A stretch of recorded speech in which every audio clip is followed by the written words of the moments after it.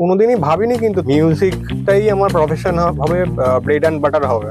যখন তুমি এই লাইনে আসলে ফ্যামিলি কি ততটা সাপোর্টে ছিল? 2011, 12, 13, 14 এই টাইমটা প্রাইম টাইম টলিউডের। দেবজিতের একের পর এক সুপারহিট বই আসছে, আর সেই সব বইগুলোতে একদিকে যেরকম স্যাভি, অন্যদিকে জিৎ গাঙ্গুলি। বাংলা ইন্ডাস্ট্রি মানে তখন এই দুটো নামই চলতো, স্যাভি নয় জিৎ গাঙ্গুলি। যখন দেবদা এসেছিল তখন এই চেয়ার যেটায় বসে আছি আমি, এই চেয়ারে দেবদা বসেছে। শোভা চালুতির গানটা ওই যে ডাবিং রুমটা দেখছো ওখানে রেকর্ড করেছিলেন। এখানে জিৎদাও এসছেন, অরিজিৎ সিং এসে রেকর্ড করেছেন। তো খুব কাছের এই স্টুডিওটা আমার। সেই রিমিক্স কাওয়ালি এই ঘরে বসে মানে লিরিক্সটা এই ঘরে বসে বানানো। বাড়ির সামনে যখন দেবদার গাড়ি বা জিদ্দার গাড়ি এসে দাঁড়িয়ে তখন জিজ্ঞেস করেনি পাড়ার লোকরা যে কি হচ্ছে এটা? আর গডফাদার বলে কাউকে কিছু ধরতে পড়তে হবে এমন কোনো ব্যাপার আছে নাকি টলিউডে আসতে গেলে? দেবদা আমার প্রথম দিকে অনেক হেল্প করেছে, তো নিজের অনেক কাজ আমায় দিয়ে ট্রাস্ট করেছে। তুমি দেব তুমি সুপারস্টার বলে একটা গান ছিল, এই গানটাও খুব হিট করে যায়। তো দেবদার না একটা বিশ্বাস জন্মায়, বেসিক্যালি একটু বেশি কাছের।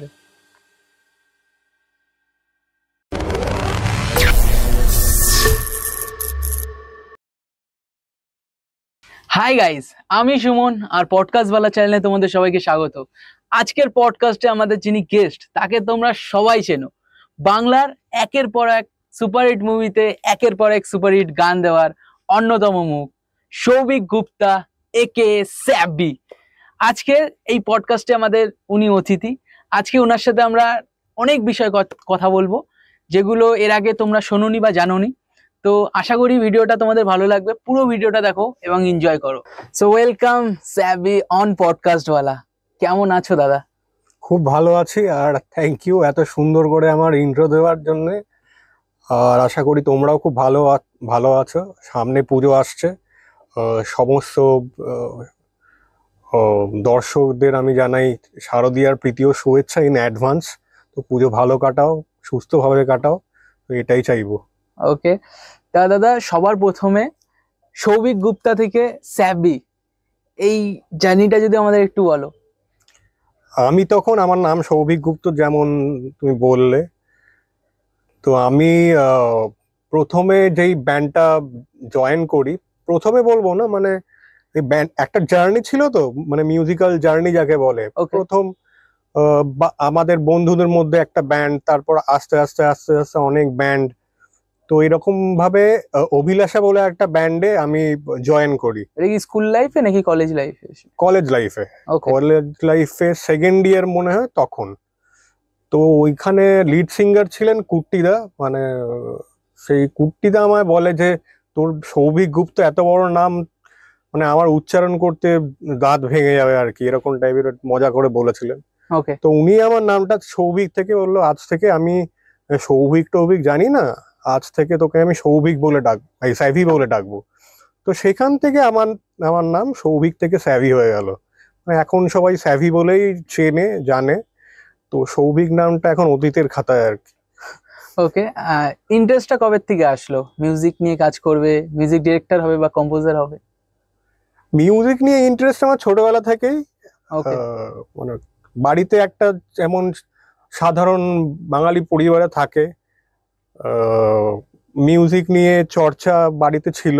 আমার দিদি গান শিখতো, তো আমায় তবলা বাজানো শেখানোর চেষ্টা হয়েছিল, সেটা আমার দ্বারা হয়নি। তখন খেলাধুলোতে বেশি মন ছিল, ক্রিকেট খেলবো এই সেই।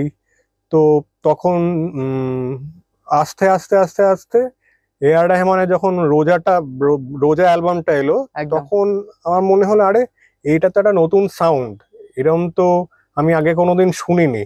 তখন সেখান থেকে না আরো মানে ইন্টারেস্টে গ্রো করতে আরম্ভ করলো। তো সেখান থেকে আস্তে আস্তে আস্তে আস্তে, কোনোদিনই ভাবিনি কিন্তু তখনও যে আমি মিউজিকটাই আমার প্রফেশন হবে, ব্রেড অ্যান্ড বাটার হবে। তো তারপর থেকে আস্তে আস্তে শুনতে শুনতে একটা কান গ্রো করে, মিউজিকের প্রতি ভালোবাসা গ্রো করে। তারপরে মাধ্যমিকের পরে আমরা বন্ধুরা ঠিক করি যে একটা ব্যান্ড করলে কেমন হয়। তখন ওই ব্যান্ড কালচারের জোয়ারটা যেটা ছিল বাংলাতে চলছিল, হ্যাঁ একদম, মানে সেই জোয়ারটা আর কি একদম ফুল ফর্মে। তো আমাদের মনে হয় তখন কি মানে ভূমি টাইপের কিছু, ভূমি, পরশ পাথর, ক্যাকটাস, ফসিলস একটু পরে এসছে, লক্ষ্মী ছাড়া। ওকে, তো লক্ষ্মী ছাড়াও পরে এসছে অবভিয়াসলি। তো তখন মনে হয় যে এই মুভমেন্টেও আমরা একটা পার্ট হতে পারি। তো সেখান থেকে আমি তখন কিবোর্ডিস্ট হিসেবে ওই আমার মানে ব্যান্ডের সাথে জড়িয়ে যাই। তো সেখান থেকেই আমার মিউজিকে আসা। তারপর ওই জিঙ্গলস, কিছু কিছু মিউজিক ডিরেক্টরকে অ্যাসিস্ট করা, ওকে এরম ভাবে আমি প্রফেশনাল ভাবে আস্তে আস্তে ইন্ডাস্ট্রিতে ঢুকে যাই। ওকে, এটাতেই কলকাতাতেই নাকি মুম্বাইতে ছিল তখন? না, কলকাতা। আমি চিরকালই বেস্ট ইন কলকাতা। তো Okay. মাঝে কিছু কাজে বম্বে যাওয়া আসা ছিল, কিন্তু বেস্ট ইন কলকাতা। তো সেখান থেকেই আমার এই প্রফেশনাল ভাবে মিউজিকে ঢুকে পড়া। ওকে, মানে ফার্স্ট ইনস্ট্রুমেন্ট তুমি কিবোর্ডই শিখেছিলে? হ্যাঁ, একদম। ওকে, যখন তুমি এই লাইনে আসলে ফ্যামিলি কি ততটা সাপোর্টে ছিল? না, অবভিয়াসলি তখন সবাই বলতো যে ইঞ্জিনিয়ার, ডাক্তার যেরকম সবাই বলে থাকে, হুম। তো সেরকম ভাবেই শুরু করতে, মানে অতটা মিউজিকে সাপোর্ট ছিল না। কারণ বেসিক্যালি আমরা জানি যে মিউজিকটা একটু অনেক এক্সপেন্সিভ, অনেক কিছু, অনেক জিনিসপত্র কিনতে হয় যেগুলো একটু অনেক দামি দামি। সেই ক্ষেত্রে ফ্যামিলি অতটা সাপোর্টে না থাকার কারণ ওই জিনিসগুলো, যে এত টাকা খরচা করছিস, কি হবে না হবে। না, সেটা না, ব্যাপারটা হচ্ছে স্টেবিলিটি একটা ফ্যাক্টর। মানে আজকে কি হবে মিউজিকে, কালকে কি হবে, তারপরে আরেকজন নতুন চলে আসবে, এই সাইকেলটা চলতে থাকে। একদম। এই স্টেবিলিটির একটা ব্যাপার থাকে। আর মা বাবা হিসেবে কেউই চান না যে এই স্টেবিলিটির মধ্যে সন্তানদের পড়তে হয়। তো সেই কারণেই হয়তো অতটা সাপোর্টিভ ছিলেন না প্রথমে। ওকে, তারপরে প্রথম টলিউডের কাজ কিভাবে শুরু হলো? প্রথমে কাজটাও খুব মানে আর কি অ্যাডভেঞ্চারাস আর কি, যেটা আমি বলবো। ওকে। আমি তো প্রথমে আর কি জিদ্দার ফাইটার বলে একটা সিনেমা এসছিল, সেটার প্রোমো মিউজিক যেটা ছিল, সেই প্রোমো মিউজিকটা আমার বানানো ছিল। সেটাই আমার ফার্স্ট টলিউডে কাজ। তারপরে খোকা বাবুতে যেটা হয়েছিল, খোকা 420। খোকা বাবু বলে যে সিনেমাটা ওকে ওকে, এসেছিল খোকা বাবু, প্রথমে, হ্যাঁ। তো সেইখানে আমি একটা মানে গান ওদের প্রেজেন্ট করেছিলাম। ওকে সেই গানটাই খোকা চালুচিস মালটা পুরো বেশ, কেননা খোকা খোকা বাবুর যখন স্ক্রিপ্ট মানে লেখা চলছিল, তখন শঙ্করাইয়া ওটা ডিরেক্টর ছিলেন। ওকে। তখন আর কি আমি স্ক্রিপ্ট রিডিং এ যেতাম আর কি, মানে ওনাকে একটু হেল্প টেল্প করতে, আর যদি কিছু লাভ টাভ হয় তো উনি আমার সাথে আলোচনা করতেন যে এরকম একটা খোকা চালুচিস, মানে হে ও হে, এরকম করে আলোচনা করতেন। তো আমি ওই খোকা চালুচিস মানে পুরো ব্যাপারটা আমার মাথায় খুব স্ট্রাইক করে। আমি ওটা দিয়ে একটা ক্যাচ লাইন লিখেছিলাম, খোকা চালুচিস মালটা পুরো বিষ, এরকম টাইপের। তো ওটা দিয়ে একটা গান বানিয়ে ওদের শুনিয়েছিলাম। তো এমনি জাস্ট শুনিয়েছিলাম। তারপরে কালামদা আর কি, আমাদের যিনি এডিটর ছিলেন, ওই গানটা ইউজ করে কিছু কিছু সিন আর কি এডিট করেছিলেন। ওকে। তো হঠাৎ ওরা দেখে বললো এইটা কার গান, এরকম মানে তো ভালো যাচ্ছে বেশ গানটা। তখন কালামদা বলে যে স্যাভি গান দিয়েছিল একটা, আমি এটা দিয়ে কেটেছি। তখন আমার ডাকা হলো যে এই গানটা ভালোই লাগছে বেশ, এই গানটা পুরো করে আমার শোনানো হোক। তো আমি পুরো গানটা করে একটা স্ক্র্যাচ শোনাই। তো তারপর ওদের খুব ভালো লাগে গানটা। তো ওকে। দেবদা বলে যে না, বাহ ভালো লাগছে বেশ, তো আমি গাইবো গানটা। আমি বললাম, গাও, ভালোই তো। তো তারপর ওখান থেকে গানটা পুরো রেকর্ড করে একটা মেকিং ভিডিও টাইপের বানিয়ে অ্যাজ এ প্রোমো সং ছাড়া হলো। তো গানটা খুবই মানে খুবই ভালো আর কি, খুব হিট করে আর কি তখন, মানে বাচ্চাদের দিয়ে শুট ফুট করে। এই আইডিয়াটাও দেবদারি, মানে বাচ্চারা থাকবে, বাচ্চারা নাচবে, সেটা খুবই হিট করে যায় সবার সাথে আর কি। তো সেখান থেকে আমার জার্নি শুরু। ওকে, তারপরে একের পর এক দেব, অঙ্কুশ, জিদা সবার সাথে কাজ করা। একদম। ওকে, তা এতদিন তো তুমি মিউজিক ইন্ডাস্ট্রিতে হয়ে গেল, তাও কতদিন হয়ে গেল তোমার, কত বছর? ওটা খোকাবাবু ছিল 2011-তে, এখন 2024, মানে ওই 12-13 বছর। ওকে, 12-13 বছরের এই তোমার মিউজিক কেরিয়ার, এখানে কি কোনো সময় মনে হয়নি যে কলকাতা ছেড়ে মুম্বাই গিয়ে কাজ করি?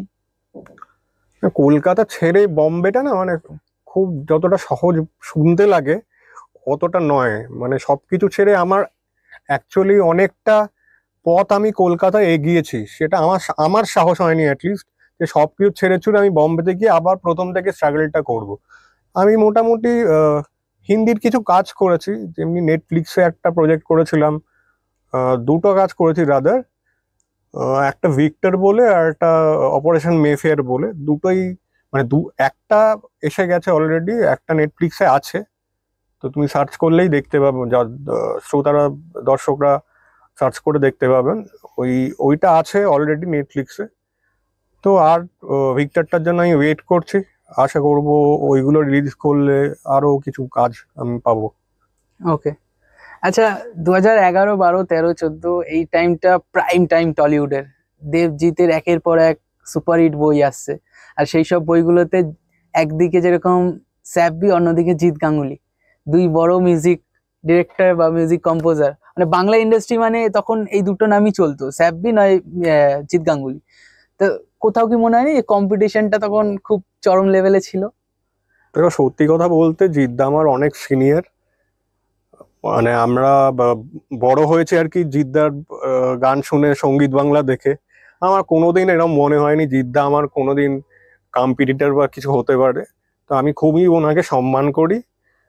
তো উনি 20 বছর, মানে আমরা যদি দেখি 20 বছর হয়ে গেল উনি ইন্ডাস্ট্রিতে আছেন, এখনো ভালো ভালো কাজ করছেন।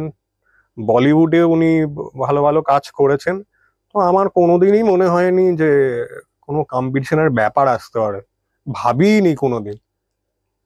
ওকে, আচ্ছা, জিৎ গাঙ্গুলির সাথে তোমার ব্যক্তিগত সম্পর্ক কি খুবই ভালো?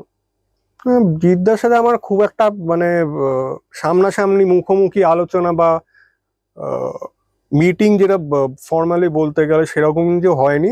জিদ্দা জানে হয়তো সাবি বলে একজন কাজ করে, ওই অবধি ব্যাস, মানে সেরকম, তার থেকে বেশি কিছু না।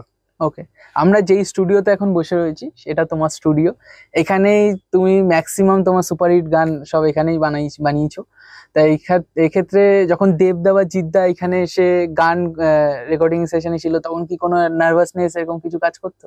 যেহেতু হিরোরা এসে বসে রয়েছে, কেমন হবে রেকর্ডিং? হ্যাঁ, ফার্স্টে তো যখন দেবদা এসেছিল তখন এই চেয়ার যেটায় বসে আছি আমি, খুবই অনার্ড যে এই চেয়ারে দেবদা বসেছে। তো উনি এসে খোকা চালুচির গানটা ওই যে ডাবিং রুমটা দেখছো ওখানে রেকর্ড করেছিলেন। তো খুবই ভালো লাগে। এখানে জিদ্দাও এসছেন। Okay. জিদ্দা ঢাক বাজা কোমর নাচা যে গানটা সুইজারল্যান্ডের, ওটাও রেকর্ড করেছেন। অরিজিৎ সিং এসে রেকর্ড করেছেন এই তো। স্টুডিওতে? হ্যাঁ, Okay. এখানে মানে আমার ম্যাক্সিমাম গানই এখানে রেকর্ড করা। তো খুবই একটা মানে খুব কাছের এই স্টুডিওটা আমার।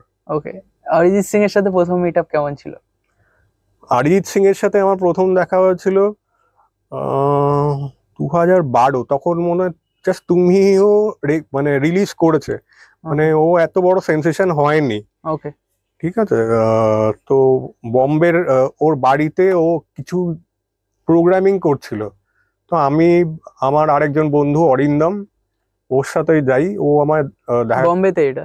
হ্যাঁ, Okay. আমাদের একসাথে কাজ চলছিল। ওর অন্য কোনো প্রজেক্ট, আমার আরেকটা প্রজেক্ট। তো আমরা যাই দুজন মিলে। তো অরিজিতের সাথে বহুক্ষণ ধরে গল্প হয়। তো খুবই ভালো লাগে তখন। তারপরে যখন অরিজিৎ সিং আস্তে আস্তে মানে এত বড় একটা নাম, এত মানে মাস মাস আর কি, যেটা হয় মাস ক্লাস, সবারই প্রিয় অরিজিৎ সিং। একদম। তো খুবই ভালো লাগে যে তারপরে যখন নিজের গানে অরিজিৎ সিং গলা গলা দেয় আর কি, খুবই ভালো ফিলিং। মানে আমি অরিজিৎ সিং এর খুব বড় ফ্যান। তো আমি মনে করি যে অরিজিৎ সিং যেই গানে তার কণ্ঠস্বর আমাদের দিয়েছেন, সেই গানটা না অন্য মাত্রা পেয়ে যায় আর কি। একদম। তো খুবই খুবই ভালো, খুবই। আচ্ছা, এত বছর হয়ে গেল, এত ডিরেক্টরের সাথে কাজ করেছো, তোমার কাছে সবচেয়ে কাছের ডিরেক্টর কে হিসাব মতন? না, এরম বললে তো মানে পরের পরের দিন আমি আর আরেকজনের থেকে কাজ পাবো না, সেরকম না। ওকে। সবাই খুবই প্রিয়, সবাই এক একজন এক একজনের এক একটা অ্যাসপেক্ট খুবই ভালো লাগে আমার। যেমন মৈনাক ভৌমিক যেটা করেছিল, সে তখন আমি একদম মানে কমার্শিয়াল গান ছাড়া মানে আমার ভাবাই যায় না আর কি। মানে কমার্শিয়াল, মানে ফুল অন কমার্শিয়াল গান, সেখান থেকে আমায় একটা বিবাহ ডায়েরিজের মতো কাজ দেয়, বিশ্বাস করে যে ওর দ্বারা এটাও হয়। তো মৈনাক দা আমার খুবই কাছের একজন মানুষ।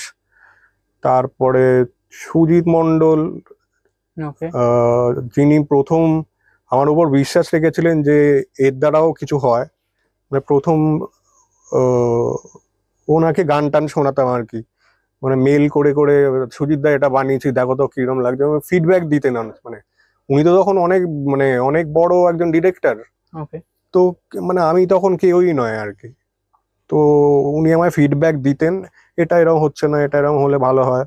তো খুবই আহ, আমি অনেক অনেক জনের কাছে আর কি, মানে অনেকজন আমায় হেল্পফুল, মানে হেল্প করেছেন আর কি এই জার্নিতে। তো তাদের সবার কাছে আমি আহ, খুবই কৃতজ্ঞতা স্বীকার করি। আর ওই এনারা না থাকলে আমার এই জার্নি কমপ্লিট হতো না। ওকে। আচ্ছা, এত হিট গান যে তুমি দিয়েছো, এক্ষেত্রে এই গানগুলো কিভাবে মাথায় আসতো? কি কোনো শান্তিপূর্ণ জায়গায় গিয়ে সেই গান স্ক্রিপ্ট হিসাবে গান লেখা বা ওরকম টাইপের কিছু, নাকি বসে থাকতে থাকতে হঠাৎ চলে আসে? হ্যাঁ, এই হঠাৎ চলে আসাটাতেই আমি বিশ্বাস করি। মানে যখন না, মানে আহ, আমি চেষ্টা করেছি আজকে আমি একটা হিট গান বানাবো, মানে আমার দ্বারা কিছুতেই সেটা হয়নি। মানে ওকে। আমি অনেক চালাকি করার চেষ্টা করি, না আরে হিট, যেই গানটা আমার হিট ছিল আগে সেটার থেকে একটু নিয়ে, মানে আরেকটা হিট গান থেকে নিয়ে, এরকম যখনই আমি চেষ্টা করেছি আমার দ্বারা কিচ্ছু হয়নি। সেই যখন বসে আছি হঠাৎ করে একটা সুর চলে এলো, সেইগুলোই আর কি, মানে স্পন্টেনিয়াস যেই সুরটা, যেই টিউনটা, সেটাই সবসময় আমি ওয়ার্ক করে দেখেছি। তো এরম ভাবেই আশা করব ফিউচারে সেরম ভাবেই গান আসবে, আর ভালো হিট গান আর কি। এমন কোনো সময় হয়েছে যে একটা নর্মাল গান বানাতে বানাতে এমন একটা জিনিস চলে আসলো এটা সুপার হিট গান হয়ে গেছে, এরকম কোনো সময় হয়েছে? হ্যাঁ, সেরম ভাবেই হয়েছে আর কি। আমি ওই বললাম না, সুপার হিট গান বানাতে বসে কিছুই করে উঠতে পারিনি আজ পর্যন্ত। যখন হঠাৎ করে গিটারে কিছু একটা করতে করতে হয়তো ওরম করেই, মানে একটা স্পন্টেনিয়াস সুর এসে গেল, তারপর সেখান থেকেই একটা সুপার হিট গান চলে এলো আর কি। ওকে। এরকম কোনো একটা যদি আমাদের বলো কোনো একটা। সবই মানে আমার মানে যে কটা গান আর কি হিট আছে, সব ওরম করেই মানে বানানো। ও পিয়ারে, পিয়ার যেটা যেই গানটা, হ্যাঁ। সেটাও এরম করেই এসছে, ওকে। এরম করেই আসে আর কি। ওকে। আচ্ছা, তুমি অনেক লিরিসিস্টের সাথে কাজ করেছো, রাজাচন্দ, ঋদ্ধি, প্রসেন, আরো অনেকে আছে। তা লিরিসিস্টদের কাজগুলো কি স্টুডিওতে এসেই হয়, নাকি তারা তোমাকে গান বানিয়ে তারপরে পাঠায়? এটা ভ্যারি করে, মানে আমার মনে আছে রিমিক্স কাওয়ালি যেই গানটা আছে, হ্যাঁ। সেই রিমিক্স কাওয়ালি এই ঘরে বসে মানে লিরিক্সটা এই ঘরে বসে বানানো। ওকে। আমি ঋদ্ধিকে বলেছি, তুই যতক্ষণ না এই গানটা আমায় লিখে দিবি ততক্ষণ তোকে আমি বাড়ি যেতে দেবো না। ওকে। তখন ওকে বসিয়ে বসিয়ে বসিয়ে বসিয়ে, ঋদ্ধি খুব চঞ্চল আর কি, ওকে। মানে ওকে দিয়ে, মানে আমি ছাড়া আর কেউ গান লেখাতে পারে না। ওকে দিয়ে মানে গান লিখিয়ে ওকে আমি বাড়ি যেতে দিয়েছি, এরকম। তবে রাজাদা তো ওরম নয়, রাজাদা অনেক সিনিয়র মানুষ। রাজাদা ওরম বাড়িতে লিখে লিখেই আমায় পাঠায়। তো আমি বলছি রাজাদা মানে এই লাইনটা দেখো, ওই লাইনটা দেখো, এরকম করে করে ফিডব্যাক দিয়ে দিয়ে এরকম করে হয়েছে। প্রসেনের সাথে আবার প্রসেনের বাড়ি গিয়ে লিখতে হয়। প্রসেন প্রসেন আমার ডেকে নেয় যে আজকে এই গানটা লিখবো, চলে আয়। তো ওর বাড়িতে গিয়ে প্রসেন আর কি, ওর কমফর্ট একটা জোন আছে। তুমি কি ল্যাপটপ নিয়ে চলে যাও যে ওখানে না, গিয়ে ও মিউজিক বানাবো, ওখানে গান? প্রসেনের সব ইকুইপমেন্ট আছে, সব সেটআপ আছে লেখার। ওখানে? আমার ল্যাপটপ আছে, ছোট একটা ল্যাপটপ আছে। ও ওটাতেই লিখে লিখে ও আমায় দেয়, ওখানে বসে বসে দেখে নি স্ক্যানিং ফ্যানিং কি ঠিকঠাক আছে কিনা।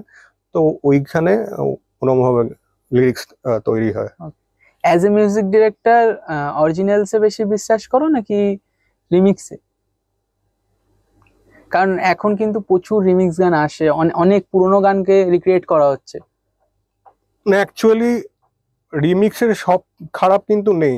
আজকের যারা প্রজন্ম, তারা হয়তো আমি যখন ছোট ছিলাম নাইনটিজের গান অনেক শোনেনি, মানে তাদের কাছে তাদের মতো করে তো প্রেজেন্ট করতে হবে।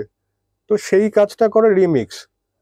মানে ধরো যেটা তানিস্ক বাগচি যেই রিমিক্স গুলো করে, একদম। আহ, ওই গানটা বলো যে মিকা সিং যেটা গেয়েছে, কোন? আঁখ মারে। আঁখ মারে। আঁখ মারা আমার ছোটবেলার টাইমের গান। ওই গানটা কিন্তু মানে যারা আজকে প্রজন্ম বেড়ে উঠছে তাদের কাছে কিন্তু অতটা পরিচিত গান নয়, না। কিন্তু ওই আঁখ মারে রিমিক্সের জন্য কিন্তু গানটা ঘরে ঘরে আর কি তাদের কাছে পৌঁছেছে। একদম। তো সেই দিক থেকে দেখতে গেলে রিমিক্স খুব একটা খারাপ নয়, মানে সব গানই যে খারাপ হচ্ছে এরকম নয়। আজকের সাউন্ড যেটা মানে সেইটা ইউজ করে গানগুলো তৈরি হচ্ছে, তো খারাপ না, মানে রিমিক্স আমার দিক থেকে দেখতে গেলে রিমিক্স চলতে পারে।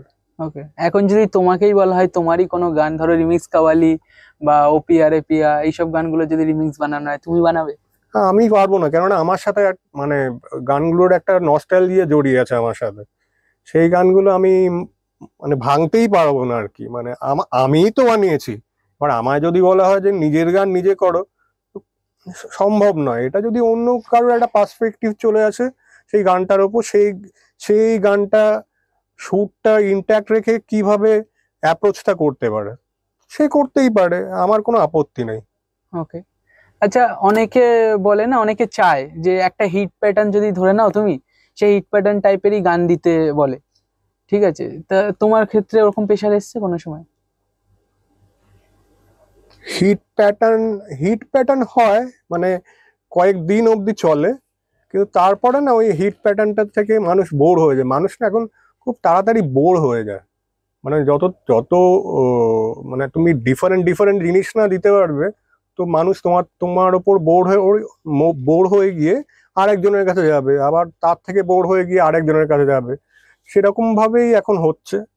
তো যে আর কি ভেরিয়েশন দিতে পারছে মানুষ তার কাছে যাবে। তো Okay. As simple as that. Okay, আচ্ছা, বলিউড না টলিউড, কোথায় সবচেয়ে বেশি টাকা কাজ করে? অবভিয়াসলি বলিউড, এটা তো কোনো প্রশ্ন মানে হওয়াই উচিত না। এটা একটা সারা দেশ, সারা বিশ্বব্যাপী বলিউড ছড়িয়ে আছে। সেইখানে আমাদের টলিউডটা একটা ছোট্ট একটা মানে এই মানে পশ্চিমবঙ্গ আর কি যে বলতে যাচ্ছিলাম। তো এটা একটা ছোট্ট ইন্ডাস্ট্রি আমাদের। তো এই জায়গাটা খুবই ছোট আর কি। যদি বাংলাদেশ আর পশ্চিমবঙ্গ দুটো মিলেও যদি হতো, তাও একটা মানে কিছু একটা হতো। বলিউড কোথায় আর টলিউড কোনো মানে ইয়েই তাও আসে না। তাও একটা টলিউডের মিউজিক ডিরেক্টর বা মিউজিক কম্পোজার কত পাচ্ছে এক একটা মুভির জন্য? না, সেটা তো আমি বলতে পারবো না সেরকম করে, মানে এক একজন হয়তো এক এক রকম রেমুনারেশন চার্জ করে। বাট আমি এইটুকু বলতে পারি যে টলিউডে যা মানে রেমিউনারেশন আছে, সেটার থেকে 5 গুণ অ্যাটলিস্ট রেমিউনারেশন বলিউডে পাওয়া যায়, এইটুকু বলতে পারি। ওকে, মিউজিক ডিরেক্টরদের কাজগুলো তো অনেক রকমের থাকে না, যে আর্টিস্টদের আনো, তাদের দিয়ে গান করাও, তারপরে একটা পুরো গান তৈরি হয়ে যাওয়ার পর সেই গানটাকে আগে দিয়া মুভিতে দেয়া। তো সেক্ষেত্রে তো বাজেটের একটা প্রচুর বড় ফ্যাক্টর চলে আসে, কারণ কোন আর্টিস্ট কেমন টাকা নেবে না নেবে সেগুলো তো মিউজিক ডিরেক্টরদের কাছেই থাকে নাকি? হ্যাঁ, এখন ওই জন্যেই যেটা হয়েছে আর কি, এখন আমরা অনেক বেশি আমাদের কলকাতার আর্টিস্ট মানে তাদের দিকে বেশি মনোযোগ দিয়েছে আমি বলতে পারি। আমরা এখন বম্বের আর্টিস্ট নিয়ে কাজই করি না। আমরা এককাল ছিল যে প্রোগ্রামার, মানে arranger, programmer, musician, singer, studio সব কিছুই আর কি আমরা বম্বেতে করতাম। তো সেটার একটা তো বাজেট ডেফিনেটলি থাকে। তো এখন বাজেট কমতে কমতে কমতে না একদম তলার নিচে থেকে গেছে, মানে আর কি পেছনে যাওয়ার নেই, আর পিঠ থেকে গেছে আর কি।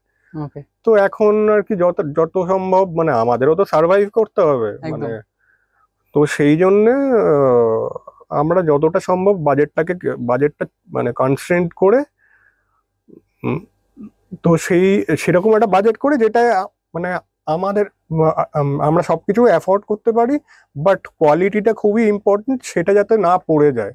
তো সেটা খুবই একটা কঠিন কাজ। তো সেরম ভাবেই এখন বাজেটটা অনেক কাটল করা হয়েছে।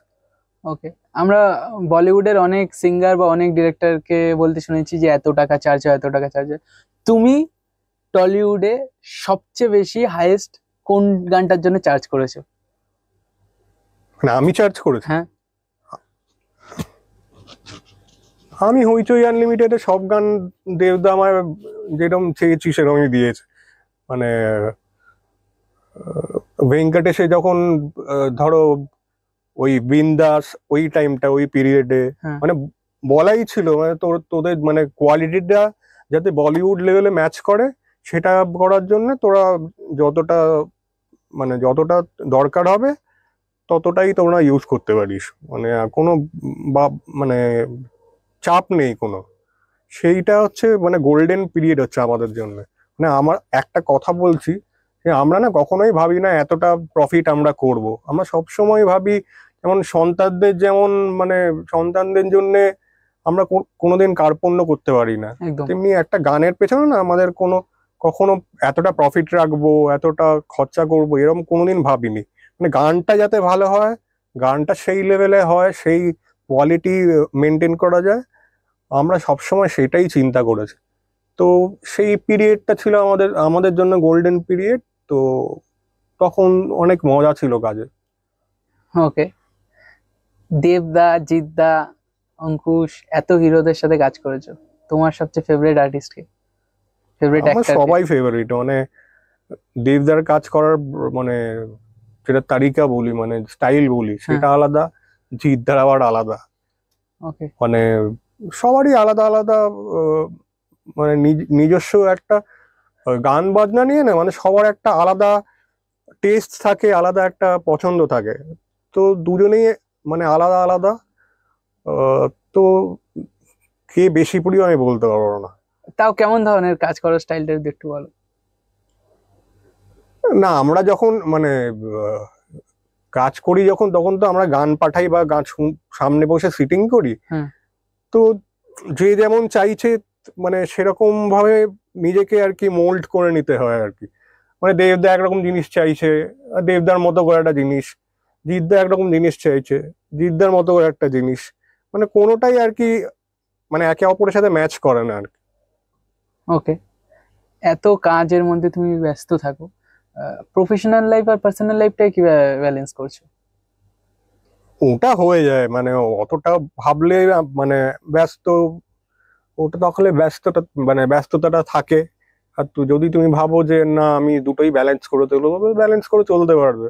মানে কেউ এতটাও মানে ব্যস্ত থাকে না যে ফ্যামিলি লাইফ আর কাজের লাইফ নিয়ে এমন মানে মানে একসাথে সবকিছু জড়িয়ে যাচ্ছে ঘেটে যাচ্ছে এরকম কেউই মানে মনে হয় না কেউ হয় এরকম।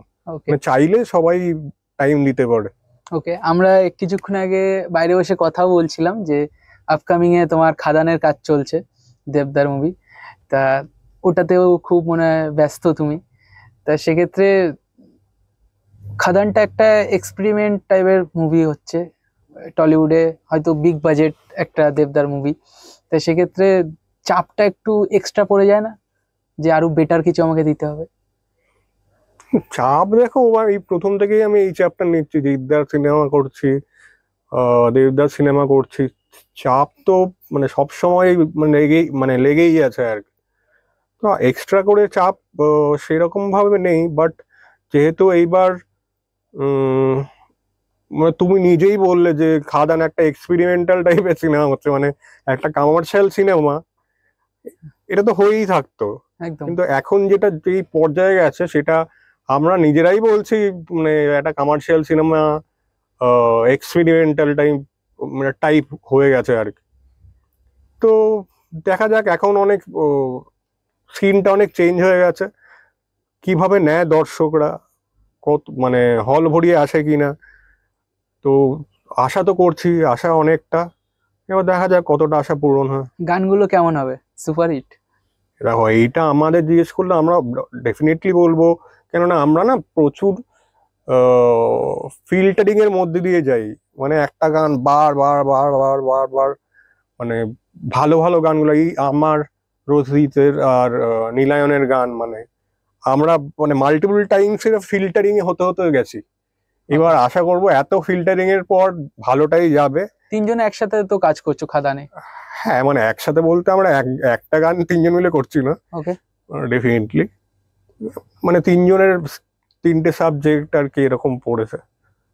তো আশা করব ভালোটাই চুজ করেছেন দেবদা। তো দেখা যাক। ওকে, খুব এক্সাইটেড খাদানের জন্য। হ্যাঁ, এক্সাইটেড তো বটেই, কেননা খাদানের গান আগের বছর থেকে শুরু হয়েছে।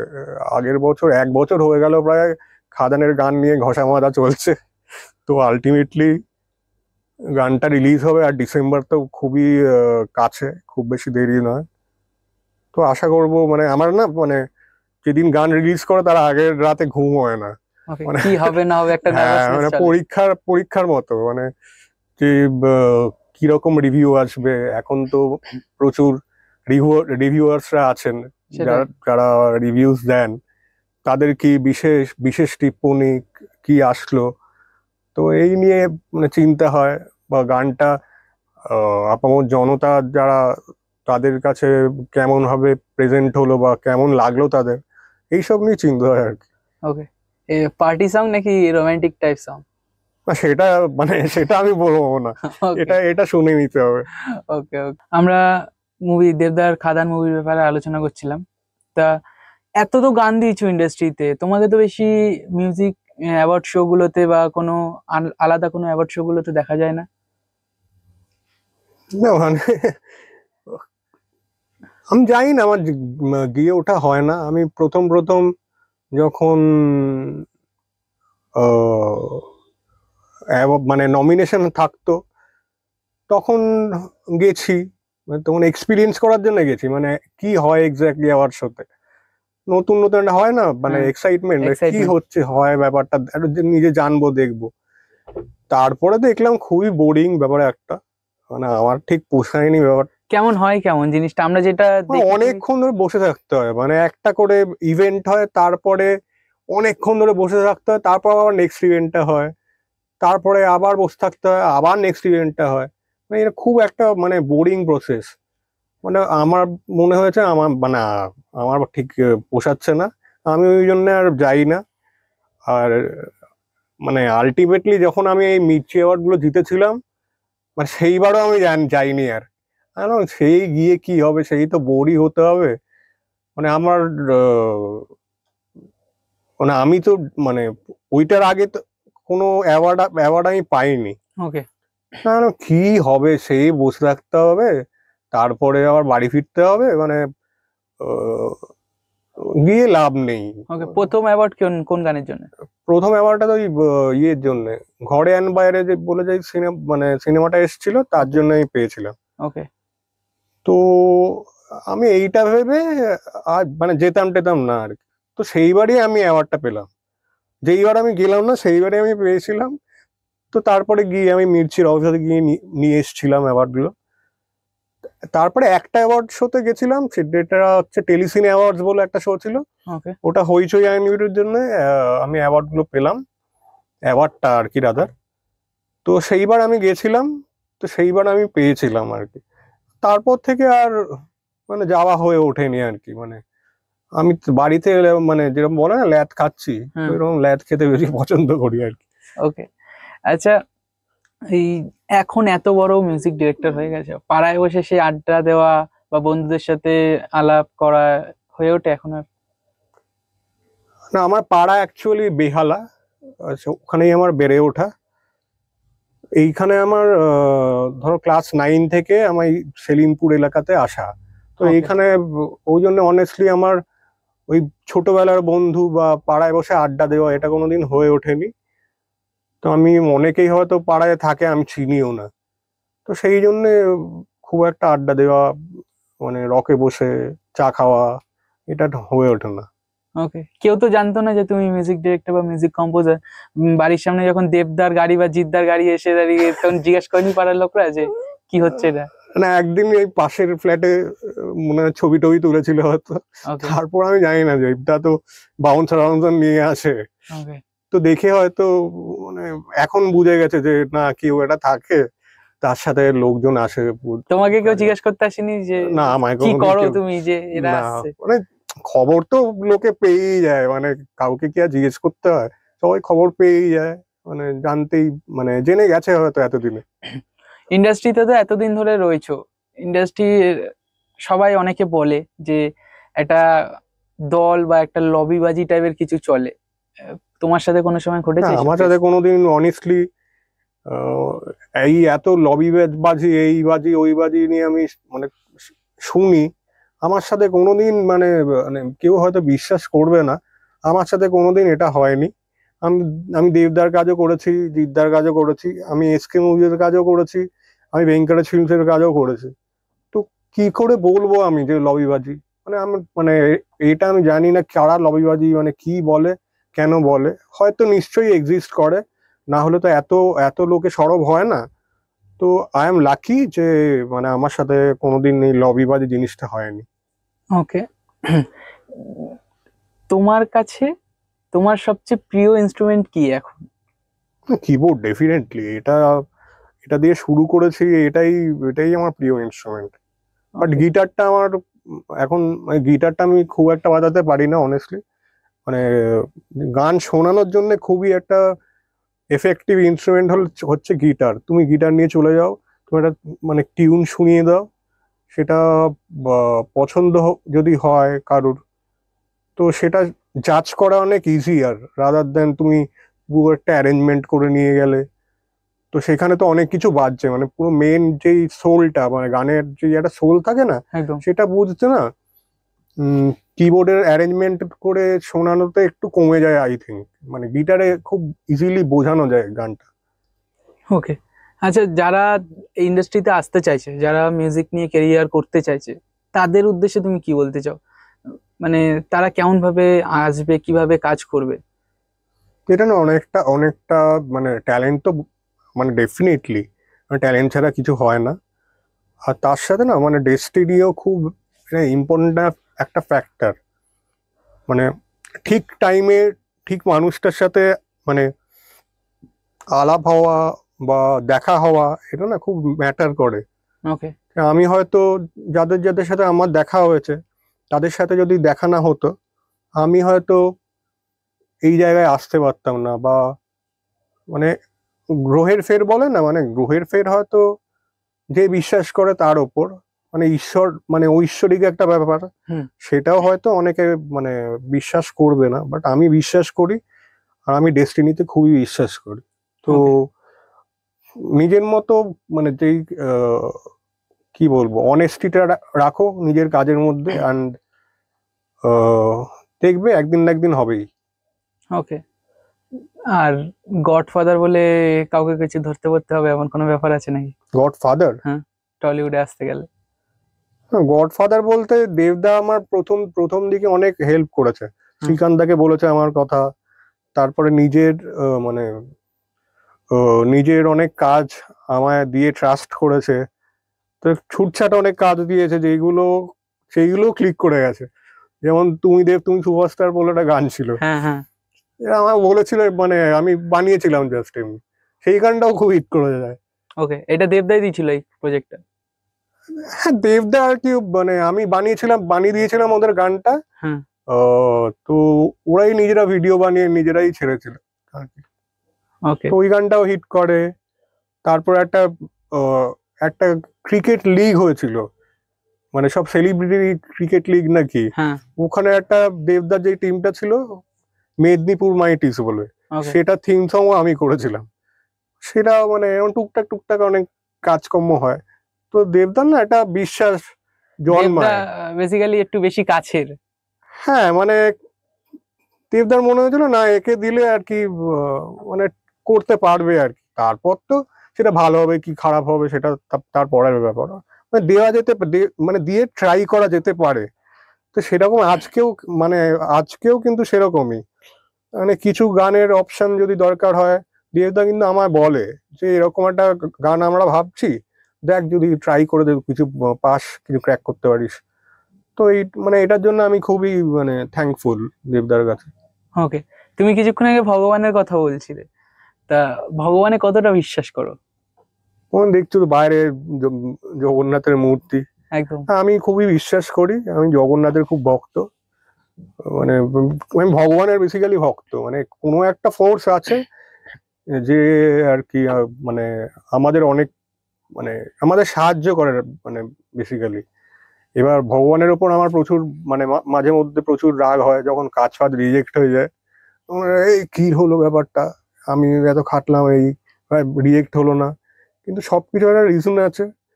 মানে এখন যখন পেছন ফিরে দেখি যে এই গাছটা রিয়েক্ট হয়ে গেছিল, তখন আমি ভাবি যে ঠিকই হয়েছিল।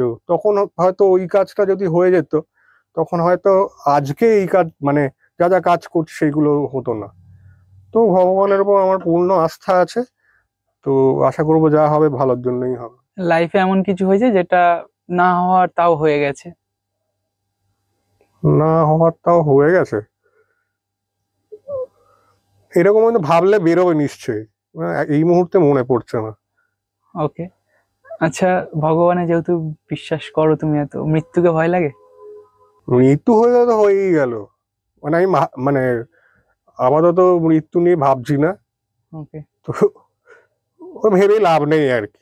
মানে আমার এইটাই খুব মানে কিউরিয়াস লাগে যে যখন মৃত্যুটা হয় সেটা কি পেনফুল না খুব পিসফুল, এইটা আমি মানে এটা জানতে আমি খুব ইচ্ছুক। তো মানে আমি মানে দেখছিলাম যে যখন মৃত্যু হয় মানুষের সেটা নাকি খুবই পেনফুল। মানে এটা হলে আমার একটু ভয় আছে, ওকে, মানে বাট পিসফুল হলে আমার কোনো চাপ নেই। ওকে। আচ্ছা, আপকামিং প্রজেক্টস কি কি আসছে? খাদান আসছে, তারপরে মৈনাক ভৌমিকের একটা গৃহস্থ বলে একটা সিনেমা আসছে এসকে মুভিজে, ওকে, ওটা আসছে। এই দুটোই আর কি। ওকে। জিদ্দার সাথে কোনো কাজ? আপাতত হতে পারে না, মানে জানি না। ওকে, কথা চলছে। কথা তো চলতেই থাকে মানে এটাই। ওকে, আচ্ছা, যেহেতু তুমি এতদিন ধরে ইন্ডাস্ট্রিতে রয়েছো, তো সেক্ষেত্রে আগে যেরকম ধরনের একটা হলে হাউসফুল ব্যাপার, দেবের বই আসলে হাউসফুল হয়ে যাচ্ছে, জিদ্দার বই আসলে হাউসফুল হয়ে যাচ্ছে, এখন সেই জিনিসটা হচ্ছে না কেন? কোনো জায়গায় কি ক্রেজটা কমে গেছে বাংলা ইন্ডাস্ট্রি? এক তো হল কমে গেছে, হলের সংখ্যা এখন নগণ্য আর কি। আর যেই হলগুলোতে বেসিক্যালি আমরা দেখতাম যে হাউসফুল গুলো হচ্ছে, দেখো কমার্শিয়াল সিনেমা কোনোদিনই মানে আরবান সেন্ট্রিক যে জায়গাগুলো ওখানে কোনোদিনই হাউসফুল সেরকম ভাবে হতে আমি দেখিনি কোনোদিন। ওকে, আমাদের একটু সিটির বাইরে বা ধরো নর্থের দিকে এই জায়গাগুলোতে না হাউসফুলের ট্যাগটা বেশি পড়তো। তো এখন ওইসব হলগুলোকে আমরা খুবই মিস করি, ওইসব হলগুলো প্রায় বন্ধ হয়ে গেছে। আর মানে এই ধরো দেবদা জিদ্দা এরাও এখন মানে আরবান সিনেমা ট্রাই করছে।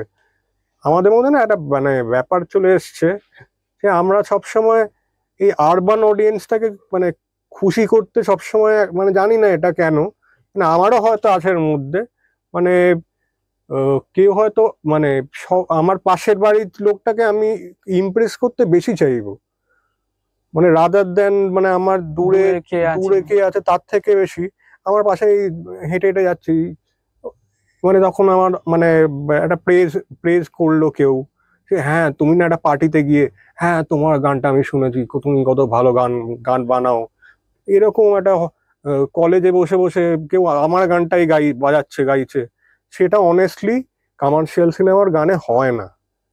ওকে, মানে আমি তো করেছি অনেক কমার্শিয়াল গান, মানে কজন জানে আমি মানে কোন গানটা আমি করেছি, কেউ জানে না আর কি। তারপরে আরেকটা জিনিস কি, আগে যেই ধরনের গানগুলো আসতো এখন কি একটুখানি গানের মানটাও কমে গেছে? মানে আগে যেরকম ধরনের গানগুলো জিৎ গাঙ্গুলি বা স্যাব্বি দিয়ে এসছে, এখন সেরকম ধরনের কোনো ভালো বা মিউজিক ডিরেক্টর বা মিউজিক কম্পোজার নেই যে সেই লেগেসিটাকে আগিয়ে নিয়ে যাবে নাকি? সেটা কে ডিসাইড করে?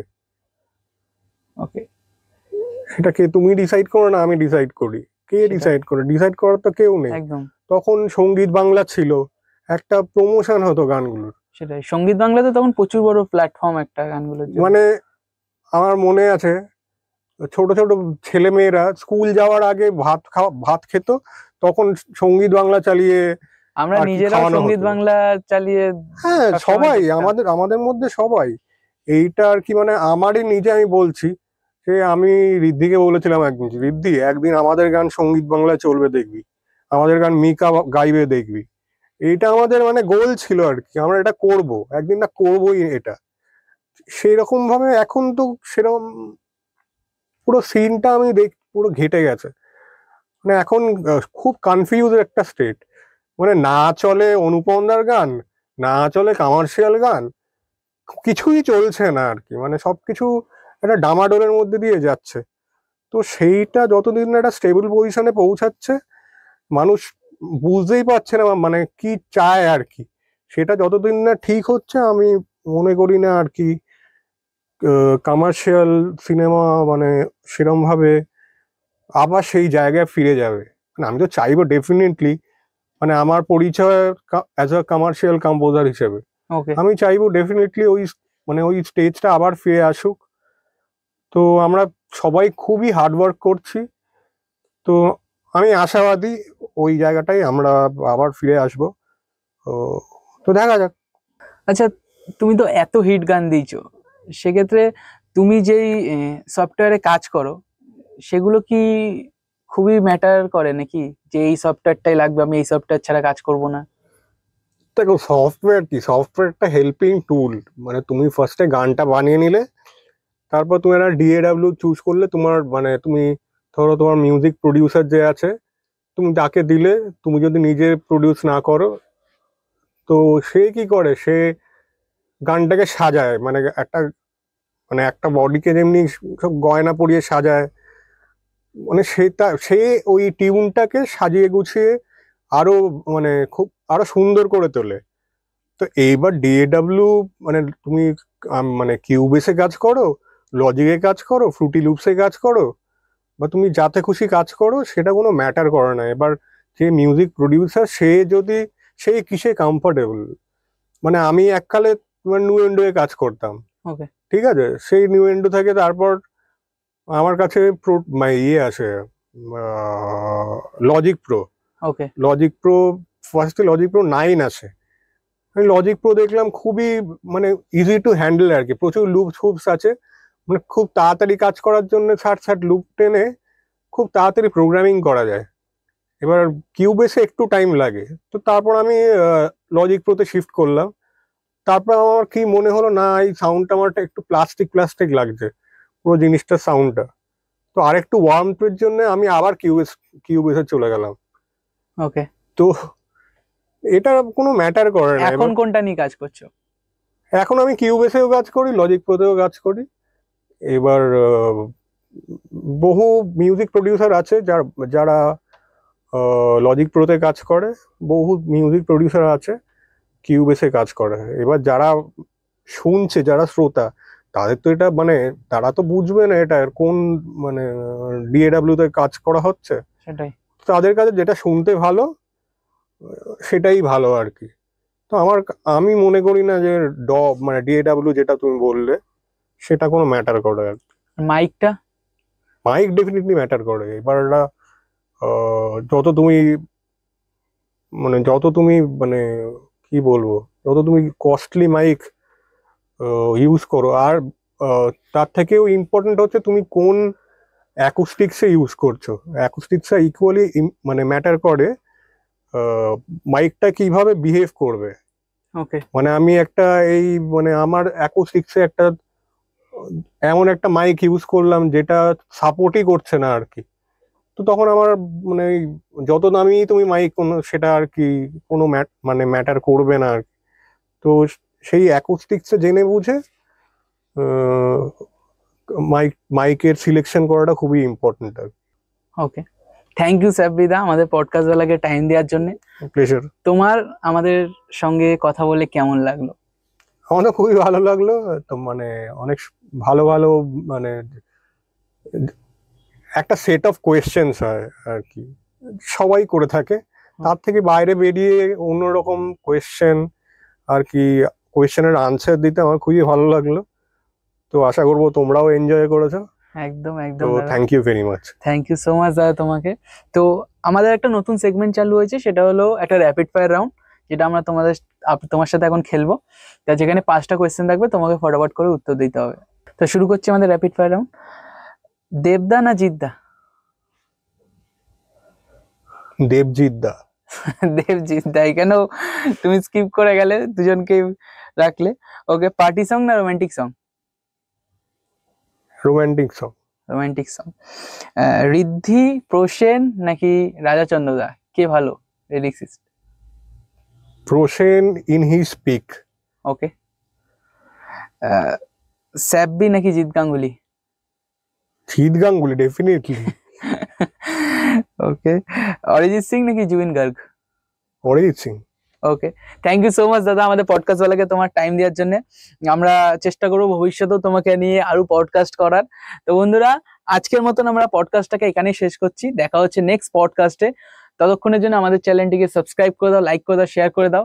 আর প্লিজ, অনেকে তোমরা ভিডিও দেখছো তারা সাবস্ক্রাইব করছো না, তারা অনেকে সাবস্ক্রাইব না করে চলে যাচ্ছ, তারা সাবস্ক্রাইব করো প্লিজ। তোমাদের আজকের মতন বাই বাই।